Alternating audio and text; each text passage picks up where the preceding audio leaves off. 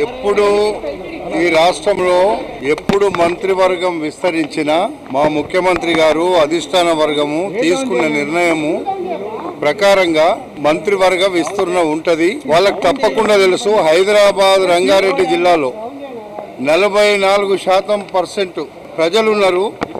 ఈ రాష్ట్రంలో సగభాగం ఉన్న హైదరాబాద్ రంగారెడ్డిలో గతంలో 6 మంది ఉన్నారు. ఈరోజు ఒక్కరు కూడా లేకపోతే సగభాగం ఉన్నటువంటి మంత్రివర్గంని విస్తరించినప్పుడు హైదరాబాద్ రంగారెడ్డి జిల్లా ప్రజల కోసం, హైదరాబాద్ జిల్లా రంగారెడ్డి జిల్లాలో ఉండేటువంటి ప్రజా సమస్యల మీద మాట్లాడడం కోసం తప్పకుండా గతంలో ఉన్న 6 మందిలో కనీసం గెలిచినలో రంగారెడ్డి గ్రేటర్ హైదరాబాదులో పరిధిలో నేను ఒక్కరిని గెలిచినాను.